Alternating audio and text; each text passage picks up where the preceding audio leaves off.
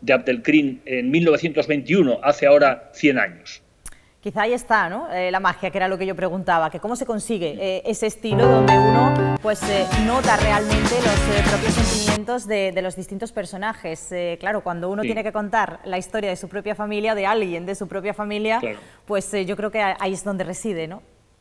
Sí, efectivamente, sí. Yo me he puesto un poco en su lugar, o sea, ya digo, le conocí, que eso es importante, partí de unas memorias del cautiverio que él escribió, nada más ser liberado, muy escuetas, y después he hecho una investigación en documentación, en declaraciones de otros prisioneros, en las hojas de servicios, en el expediente del general Picasso, donde cuenta cómo fue el desastre, y también en testimonios de otros personajes que aparecen en el libro, otros héroes, bueno, pues el teniente coronel Pérez Ortiz, que vivió una auténtica odisea, el general Navarro, y otros muchos, el alférez Juan Maroto, etcétera. O sea, el libro trata del sargento Vasallo, pero no solo del sargento Vasallo, sino de otros muchos personajes que tuvieron un papel distinguido en aquella terrible odisea, por otra parte, en aquel desastre que se llevó por delante a más de 10.000 españoles en 20 días, se dice pronto, más de 10.000 españoles. Por supuesto.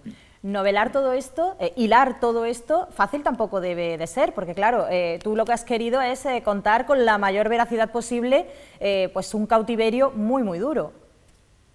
Sí, efectivamente, no era fácil, pero bueno, hay muchos testimonios. Luego también me ha venido muy bien Internet. Internet ha permitido, a través de páginas web creadas al efecto, que muchos descendientes hayan volcado fotos, documentos, cartas, telegramas, con todo eso.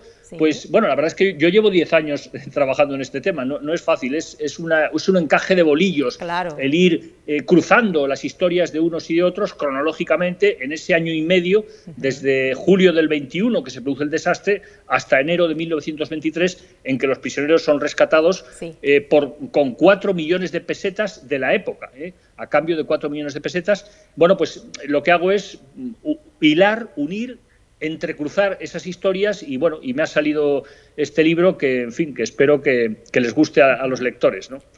Es un personaje histórico cordobés al que yo creo que hay que darle más luz de la que tiene.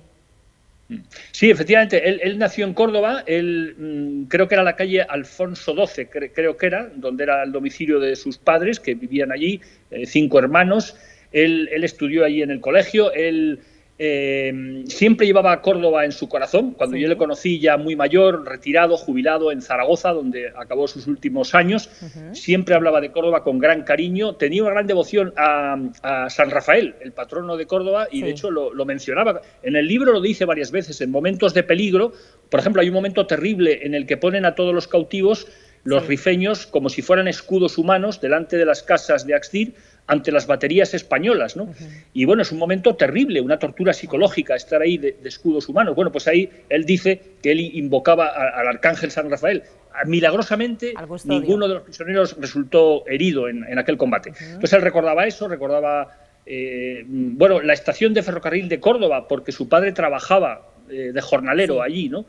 Y luego, una cosa muy importante, cuando iba a tomar el aperitivo siempre pedía Moriles, vino de Moriles. Hombre, si no había Moriles, la denominación de origen, que no falte. Una tradición que llevaba siempre en el fondo de su corazón.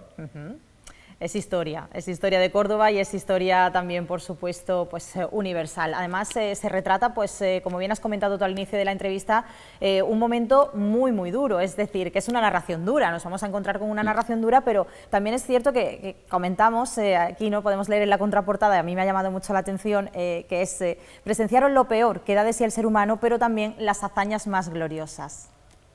Es una mezcla ahí importante. Sí, hay una mezcla, porque hay militares, hay jefes que se comportaron indignamente, hubo jefes que pagaron dinero por salvar la vida, lo cual es terrible, dejaron tirados a sus soldados, y junto con eso pues hubo actos verdaderamente heroicos, ¿no?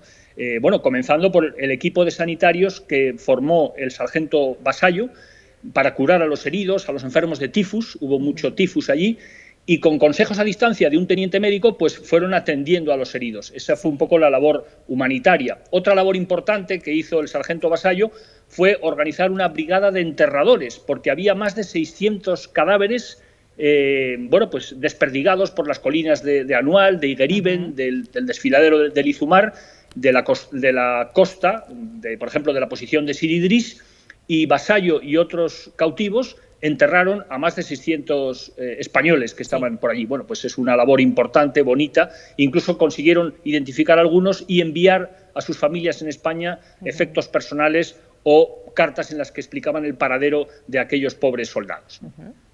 ¿Por qué tenemos que adentrarnos en esta historia? ¿Por qué tenemos que leer este libro?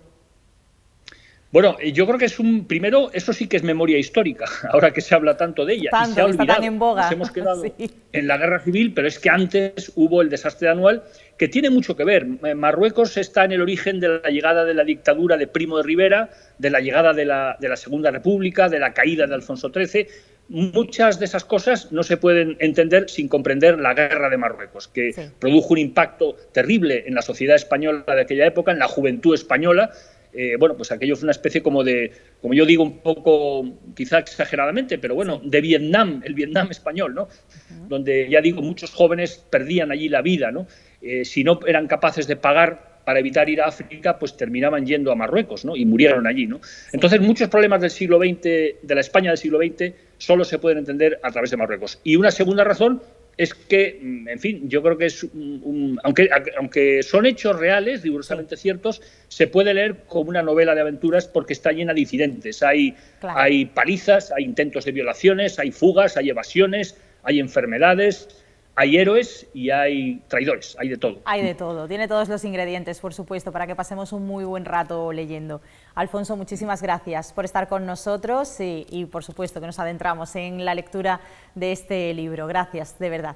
Muchas gracias, espero que les guste.